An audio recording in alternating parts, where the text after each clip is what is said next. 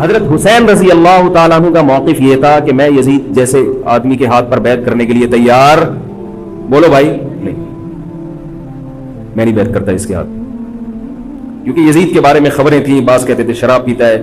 حضرت مفتی محمد تقی عثمانی صاحب کا انہوں نے فرمایا ہے کہ کسی مستند روایت سے ثابت نہیں ہے شراب پینا، روایتیں ہیں مگر کوئی اوتھینٹک روایت نہیں ہے. تو اب نتیجہ کیا نکلا کہ حضرت حسین رضی اللہ تعالیٰ عنہ کے پاس کوفہ سے خطوط آئے. کوفہ کا گورنر تھا ابن زیاد، وہ بھی یزید کا آدمی تھا، بڑا ظالم آدمی تھا وہ.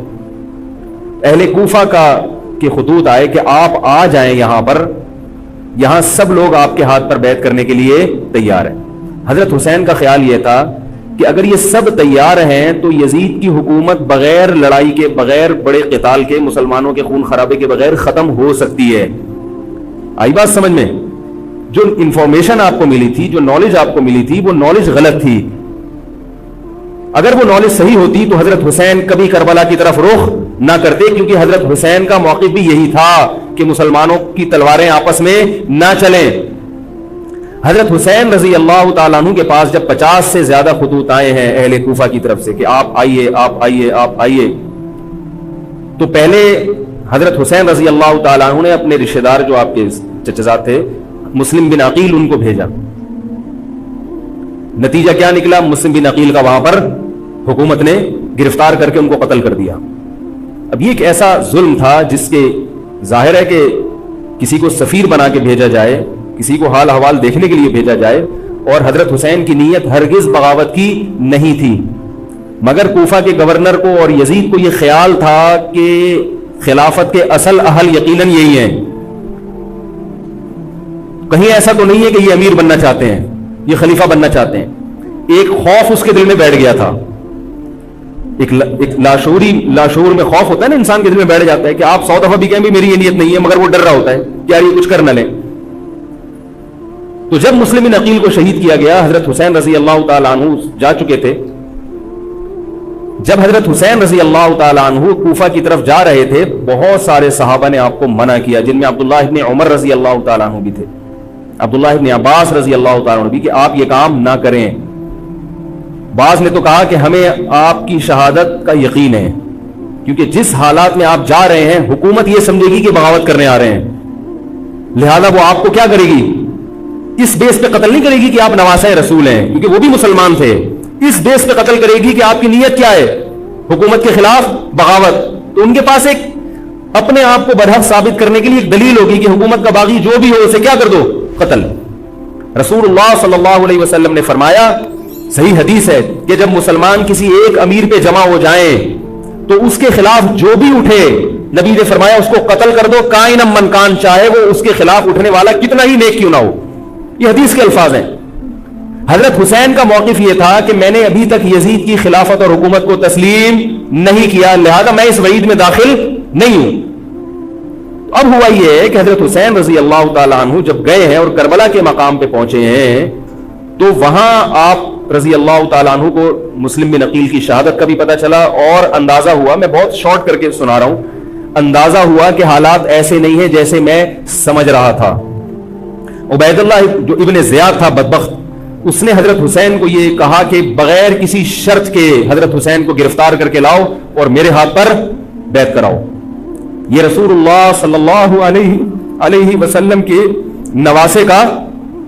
نواسے کی توہین تھی کہ آپ صلی اللہ علیہ وسلم کے نواسے ہیں اور ان کے ساتھ ایسے معاملہ کیا جائے جیسے ایک عام شخص کے ساتھ معاملہ کرتے ہیں. ان کو گرفتار کر کے معاذ اللہ گھسیٹ کے لاؤ اور میرے ہاتھ پر بیعت پر کیا کرو، ان کو مجبور کرو.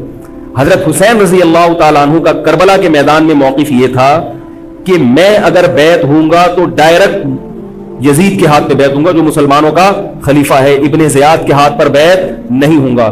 یہ بھی اس تاریخ کا ایک اہم پہلو ہے کہ حضرت حسین نے کوفہ جانے کا ارادہ ترک کر دیا اور کربلا سے شام جانے کا آپ رضی اللہ تعالیٰ عنہ نے ارادہ کر لیا. اور بعض مورخین نے لکھا ہے کہ حضرت حسین جو واپس آ رہے تھے تو وہ کربلا سے گزر رہے تھے، وہ واپسی کا راستہ ہی شام کا راستہ ہے. نہیں یاری بات میرا خیال سمجھ، وہ جس ٹریک پر چل رہے تھے وہ راستہ کون سا ہے، وہ شام کو جاتا ہے. یہ اس کی علامت ہے کہ آپ یزید سے ملاقات کے لیے، مذاکرات کے لیے تیار، بولو بھائی، ہو چکے تھے. کہ میں خود براہ راست یزید سے مل کے حال حوال دیکتا ہوں, اگر مجھے سمجھ میں آیا تو میں اس کے ہاتھ میں بیعت ہو جاؤں گا. حضرت حسین رضی اللہ تعالی عنہ کا مقصد حکومت کے خلاف تلوار اٹھانا, بولو بھائی, نہیں تھا, ورنہ وہ اس کے لیے تیار نہ ہوتے. مگر جو ابن زیاد تھا اس نے حضرت حسین رضی اللہ تعالی عنہ اور آپ کے ساتھ جتنے اہل بیت تھے ان پر ظلم یہ کیا اس بدبخت نے کہ اس نے انہیں شام جانے کا راستہ نہیں دیا, اور اس نے اپنی توہین محسوس کی کہ میرے ہاتھ پر بیعت کیوں نہیں ہو رہے, اور لشکر بھیجا جس لشکر نے چاروں طرف سے حضرت حسین رضی اللہ تعالیٰ عنہ کو گھیرا. حضرت حسین نے کہا کہ میں عزت کی جو موت ہے اس کو ذلت کی زندگی پر ترجیح دیتا ہوں. کوئی بھی غیرت مند ہوتا تو اس وقت یہی کرتا کہ بھئی جب میں اپنے دعوے سے بھی دستبردار ہو گیا اور میں شام جانے کے لیے بھی تیار ہو گیا, اب میرا راستہ روکنے کی کیا حقیقت ہے. اللہ تعالیٰ کوفہ کے گورنر کے ذریعے حضرت حسین کا قتل کروانا چاہتے تھے تاکہ اس کی بدبختی ساری دنیا کے سامنے ظاہر ہو جائے. اگر حضرت حسین پھر بھی تلوار چلاتے, پھر بھی لڑتے, تو حضرت حسین پر یہ الزام لگایا جا سکتا تھا کہ معاذ اللہ آپ باغیوں میں ہیں. تو اللہ تعالیٰ نے اپنے نبی کے نواسے کو اس الزام سے محفوظ رکھا اور آپ نے لڑائی کا ارادہ ترک کر دیا. حضرت حسین نے کربلا کے میدان میں جو لڑائی لڑی ہے وہ اقدامی لڑائی نہیں تھی, وہ دفاعی لڑائی تھی. دیکھو جب حکومت آپ کو گھیر لے چاروں طرف سے, آپ کہیں ٹھیک ہے بھائی میں لڑائی سے دستبردار ہوتا ہوں, مجھے میرے گھر جانے دو. حضرت حسین کا ایک مطالبہ یہ بھی تھا کہ یا تو مجھے واپس جانے دو مدینہ, میں جہاں سے آیا ہوں وہیں جا رہا ہوں واپس, مکہ جانے دو یا مدینہ جانے دو. ان کا ایک مطالبہ تھا کہ نہیں, ان کو گرفتار کر کے لاؤ اور زبردستی ہمارے ہاتھ پر بیعت کراؤ. یہ ظلم تھا. نتیجہ کیا نکلا ہے کہ کربلا کے میدان میں آپ کو گھیر کر آپ کو بھی شہید کر دیا گیا, اور جتنے اہل بیت تھے مرد سوائے امام زین العابدین کے جو حضرت حسین رضی اللہ حضرت حسن کے بیٹے تھے, ان کے علاوہ جتنے بھی اہل بیت تھے ان سب کو قتل کر دیا گیا. اور یہ اسلامی تاریخ پر ایک بدنما داغ ہے یہ واقعہ کہ ایک اسلامی حکومت تھی اور اس کے اسلامی حکمران تھے, اور ان حکمرانوں کے ہاتھوں محمد صلی اللہ علیہ وسلم کے نواسے کا سر جو ہے وہ گردن اڑائی گئی ہے. مجھ سے خدا کی قسم یہ الفاظ ادا نہیں ہو رہے, میں اپنے جذبات پہ بہت زیادہ کنٹرول کر رہا ہوں.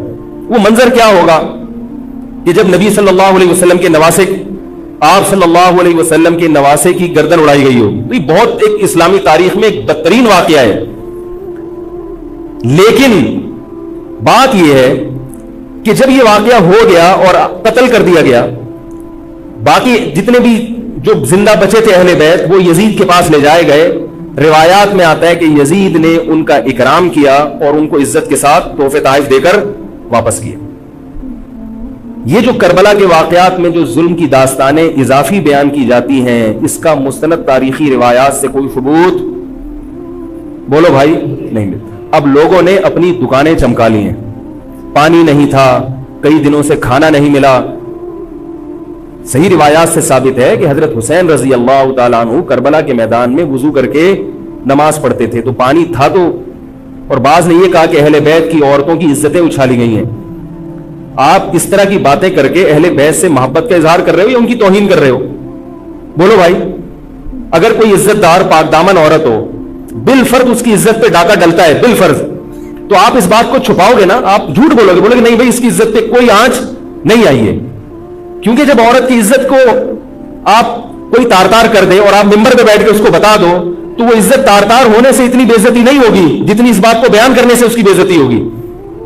حقیقت یہ ہے کہ کسی مستند روایت سے ثابت نہیں ہے کہ اہل بیت کی عورتوں کی عزتوں کو اچھالا گیا. وہ نبی کے گھرانے کی عورتیں تھیں, ان کا ناخن بھی کوئی نامحرم مرد نہیں دیکھ پاتا تھا. دوپٹہ اتر گیا زینب کا اور زینب کی چادر چھن گئی, یہ سب غلط ہے, یہ سب من گھڑت باتیں ہیں. چونکہ وہ بہرحال مسلمان تھے جو حضرت حسین کے خلاف لڑ رہے تھے, ظالم تھے, اس میں کوئی شک نہیں ہے. اس سے بڑا ظلم اس کائنات میں ہوا نہیں ہوگا کہ ایک شخص جو اپنے آپ کو مسلمان کہتا ہے اور وہ نبی کے نواسے کو قتل کر دے اور اہل بیت کو قتل کر دے. اسلامی سیاست میں اتنی گندی تاریخ ہمیں کبھی بھی نہیں ملتی. حضرت عثمان کا بھی قتل ہوا, وہ بھی بہت بڑا ظلم تھا, مگر یہ ظلم اس ظلم کی نوعیت سے بڑھ کر تھا, کیونکہ حضرت عثمان کا قتل حکومت کے ہاتھوں نہیں ہوا ہے, باغیوں کے ہاتھوں ہوا ہے. یہاں حضرت حسین کا قتل کس کے ہاتھوں ہوا ہے؟ حکومت کے ہاتھوں ہوا ہے, جس پر لوگ بیعت کر چکے تھے. تو یہ اسلامی تاریخ میں ایک بہت بڑا بدنما داغ ہے, مگر اس کو بیان جس انداز سے کیا جاتا ہے اور جتنے قصے کہانیاں من گھڑت سنائے جاتے ہیں ان کا حقیقت سے تعلق نہیں ہے. ہماری نظر میں چاہے پانی بند کیا ہو یا نہیں کیا ہو, کھانا ملا ہو یا نہیں ملا ہو, ہماری نظر میں حضرت حسین رضی اللہ تعالی عنہ کا سر قلم کر دینا ہی کائنات کا بدترین ظلم ہے. یہی ایسا ظلم ہے کہ جس پر جتنا غم کیا جائے کم ہے. غم منایا نہیں, غم کیا جائے. منانا الگ چیز ہے, غمزدہ ہونا الگ چیز ہے. لیکن جو آگے اس میں تڑکا لگایا جاتا ہے اس کا حقائق سے تعلق بولو بھائی نہیں ہے. یہ دکانیں ہیں جو چمکائی, اس میں سب برابر ہے, شیعہ بھی سنی بھی. بہت سارے سنی علماء بھی کربلا کے واقعے کو بہت ہی بھیانک انداز سے بیان کرتے ہیں. اور مقصد کیا ہوتا ہے؟ پبلک کو رلانا. ایک رونا وہ ہوتا ہے جو خود سے آئے, اور ایک رونا ہوتا ہے باقاعدہ آپ کو آرڈر پہ رونے کے لیے اور رلانے کے لیے بلایا جائے. وہ رمضان میں میں نے بتایا تھا نا کہ میں نے ختم قرآن پہ دعا کی تو مجھے رونا آ گیا, بہت زیادہ رونا آیا. اگلے دن ایک صاحب کہنے لگے مولوی صاحب آج بھی ایسی ایک دعا ہو جائے. میں نے کہا میں آرڈر پہ نہیں روتا, میں آرڈر پہ نہیں روتا. اب تو آ بھی رہا ہوگا تو نہیں آئے گا. نہ انسان کسی کے مشورے سے ہنس سکتا ہے اور نہ انسان کسی کے مشورے سے رو. اگر آپ کسی کے مشورے پہ رو رہے ہیں اس کا مطلب ڈرامے بازی. آپ کو فلم کا ایکٹر ہونا چاہیے, آپ کو ڈرامے جوائن کرنے چاہیے, وہاں آپ اچھے چل سکتے ہیں. جیسے کہ ہمارے ایک مشہور اسکالر ہیں, ان کے بارے میں لوگ یہ کہتے ہیں ان کو فلموں میں ہونا چاہیے تھا, پتہ نہیں یہ جیو پہ کیوں آ رہے ہیں. وہ آرڈر پہ روتے بھی ہیں, آرڈر پہ. اب چونکہ یوٹیوب کا دور ہے, میں پہلے جو کربلا کے واقعات جو لوگ بیان کرتے ہیں ان کی تقریریں نہیں سنتا تھا. اب کیا ہوتا ہے, بعض دفعہ بیٹھے ہوئے ہیں کہیں سفر پہ جا رہے ہیں تو یوٹیوب کی ویڈیو ہم نے کہا چلو یار ہم بھی سن لیں. ایسی چہک چہک کے منہ بنا بنا کے گھما گھما کے تقریریں ہوتی ہیں, لگتا ہے کہ یہ باقاعدہ ایک ڈرامہ ہے, اداکار ہے, فنکار ہے جس کو ڈرامے بازی کے لیے یہاں یہ حضرت حسین کی شہادت کو کیش کرا رہے ہیں. یہ حضرت حسین سے محبت کرنے والے نہیں ہیں, یہ ان کی شہادت کو دیکھو. اس کی مثال ایسے جیسے کوئی محلے میں مر گیا, کسی سیٹھ کا بیٹا مرا, اب آپ کو سیٹھ سے قرضہ چاہیے تو سب سے زیادہ آپ روگے نا, تاکہ سیٹھ صاحب سمجھیں کہ محبت سب سے زیادہ کس کو ہے, آپ کو. تو آپ اس کی بیٹے کی موت کو کیا کرا رہے ہو, کیش کرا رہے ہو. بعض لوگ کسی کی شہادت کو کیش کراتے ہیں, کسی پہ ظلم کو کیش کراتے ہیں. تو میں پھر عرض کروں کہ بہت بدترین واقعہ ہے. حضرت حسین رضی اللہ تعالیٰ عنہ کا سر لے جایا گیا یزید کے پاس. یزید بدبخت نے چھڑی سے آپ کے ہونٹوں کو چھوا. وہاں صحابی رسول نے فرمایا کہ ایسا مت کرو. فرمایا اللہ کی قسم میں نے ان ہونٹوں پہ بارہا محمد صلی اللہ علیہ وسلم کے ہونٹ رکھے ہوئے دیکھا ہے. بارہا میں نے دیکھا ہے کہ محمد صلی اللہ علیہ وسلم نے ان ہونٹوں کا بوسہ لیا ہے. بارہا میں نے دیکھا ہے. ان صحابی کے دل پہ کیا گزر رہی ہوگی جو حضرت حسین کے ساتھ یہ حرکت دیکھ رہے ہوں گے, جبکہ اسی حسین کو انہوں نے بارہا نبی کی گود میں بھی دیکھا اور بارہا نبی کے ہونٹوں کو بھی ان ہونٹوں سے مس ہوتے ہوئے دیکھا. تو جب یہ سر ان کے سامنے رکھا ہوگا اور اس کے ساتھ یہ حرکت ہو رہی ہوگی, ان صحابی کے جذبات کیا ہوں گے. مگر اس کے باوجود جو بتانے کی بات ہے, جو میں بتانا چاہتا ہوں, انہوں نے یزید کے خلاف بغاوت نہیں کی کہ جس یزید نے حضرت حسین کا یہ حشر کر دیا ہو, اگر اس کے خلاف بغاوت ہوگی تو باقی مسلمانوں کا کیا حشر کرے گا. اس میں صبر کی تلقین بھی صحابہ نے بتائی ہے کہ حاکم کے مظالم کو برداشت کیا جائے, زبان سے اس کو ہائی لائٹ کیا جائے کہ غلط ہو رہا ہے, تلوار نہ اٹھائی جائے. بات نہیں آ رہی میرے خیال ہے سمجھ میں, کیونکہ آج ایک واقعہ ہوا ہے ورنہ کربلا جیسے درجن اور واقعات ہو جائیں گے. تو صحابہ کرام کی سیرت میں ہمیں ہر طرح کے اسباق ملتے ہیں. تو میں یہ عرض کر رہا تھا کہ یہ ہے وہ کربلا کا واقعہ جس کا میں نے آپ کو خلاصہ بیان کیا. اس کے بعد کیا ہوا ہے کہ یہ جو بنو امیہ کی حکومت تھی, اس کی وہ ویلیو صحابہ کرام کے دل میں نہ رہی جو پہلے کسی حد تک برقرار تھی. یہ بہت ایک حکومت کے خلاف لوگوں کے دل میں بغض پیدا ہو گیا اور بالآخر بغاوتیں شروع ہوئی. لیکن جمہور صحابہ کا موقف پھر بھی یہی تھا کہ حکومت کے خلاف بغاوت جائز, بولو بھائی, نہیں ہے. اور اسی طرح کے ظالم لوگ آتے رہے اور انہی کی اولادوں میں بنو امیہ میں اللہ نے پھر عمر ابن عبد العزیز کو پیدا کیا. عمر ابن عبد العزیز بھی انہی ظالم لوگوں کی اولاد تھے, مگر اسلام چونکہ قیامت تک رہنے کے لیے آیا ہے تو اللہ کو اپنا دین محبوب ہے, اللہ غیب سے انتظام کرتے ہیں. عمر ابن عبد العزیز جیسے ہی حکومت میں آئے ہیں, خلیفہ بنے ہیں, آپ رضی اللہ تعالی عنہ نے وہ بنو امیہ کی جو جاہلانہ چیزیں تھیں ان سب کو ختم کر دیا. حکومتی ملکیت کو جو ذاتی خزانہ لوگ سمجھنا شروع کر دیا تھا اس کو ختم کیا. عمر بن عبدالعزیز کی ایک تاریخ ہے, ان کو 5واں خلیفہ راشد کہا جاتا ہے. علم حدیث کو مرتب کیا گیا, فقہ کو مرتب کیا گیا, حدیث کا علم ضائع ہو رہا تھا. آپ نے حکم دیا کہ اکتب ما کان من حدیث رسول اللہ صلی اللہ علیہ وسلم فإنی اخاف ضیاع العلم والعلماء. فرمایا مجھے علم اور علماء کے ضائع ہونے کا خطرہ ہے. محمد صلی اللہ علیہ وسلم کی حدیثوں کو ریٹن فارم میں لایا جائے. تو باقاعدہ پھر احادیث کو باقاعدہ جمع کیا گیا کتابوں کی شکل میں, اور آج ہمارے پاس وہ حدیث محفوظ ہیں. فقہاء کرام کا دور آیا تو اللہ تعالیٰ نے حضرت عمر بن عبدالعزیز کے دور میں امت کو الحمدللہ دوبارہ جمع کر دیا. عمر بن عبدالعزیز کے بعد پھر بغاوتیں ہوئی. بالآخر بنو امیہ کی حکومت کا خاتمہ ہوا, بنو عباس کی حکومت آئی. مگر بنو عباس کی حکومت آنے سے بنو امیہ کی حکومت مکمل ختم نہیں ہوئی. وہی ہوا کہ آپ نے اچھی نیت سے بغاوت کی مگر اس کا نقصان زیادہ. وہ کیا ہوا, بنو امیہ بھاگ گئے, اندلس میں حکومت قائم کر لی, اور ادھر بنو عباس کی. تو یہ تاریخ میں پہلا واقعہ تھا کہ اسلامی خلافت 2 حصوں میں ڈیوائیڈ ہو گئی. اس کے بعد آج تک ایک جگہ مسلمان جمع نہیں ہو سکے.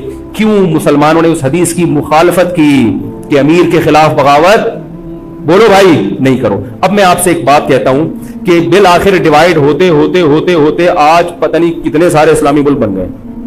پاکستان میں الگ ہے, سعودی عرب کی پالیسیاں الگ ہے, دبئی الگ چل رہا ہے, قطر اور سعودیہ کا پھڈا ختم نہیں ہو رہا. 1920 تک تو پھر بھی خلافت عثمانیہ تھی, اگرچہ پوری دنیا پہ نہیں تھی. ہندوستان میں الگ حکومت تھی, خلافت عثمانیہ الگ تھی, اندلس میں الگ حکومت تھی, مگر پھر بھی مسلمانوں کی 3-4 بڑی بڑی حکومتیں تھیں جو ایک, اور کسی حد تک ان میں اتحاد تھا. 1920 میں وہ بھی ختم, اور اتنے سارے ممالک وجود میں آ گئے, سب کی الگ الگ پالیسیاں ہیں. اب جو آدمی خلافت کے نام پہ جہاد کی بات کرتا ہے وہ لوگوں کو ایک امیر پہ جمع نہیں کرے گا. جتنے ملک بن چکے ہیں نا, ان کو مزید توڑ کے اگر یہ 20 ہیں تو 40 بنا دے گا ان کو. بہت مشکل ہے سمجھانا بھائی. اب اگر کوئی کہتا ہے نا ظالم حاکم کے خلاف تحریک چلاؤ, آؤ ہمارے ساتھ مسلح بغاوت میں شامل ہو, ہم حکومت کے خلاف تلوار اٹھائیں گے, تو نتیجہ کیا نکلے گا؟ یہ سارے مل کے ایک امیر نہیں بن جائیں گے. یہ اگر 20 ہے نا تو کتنے ہو جائیں گے؟ بولو بھائی 40.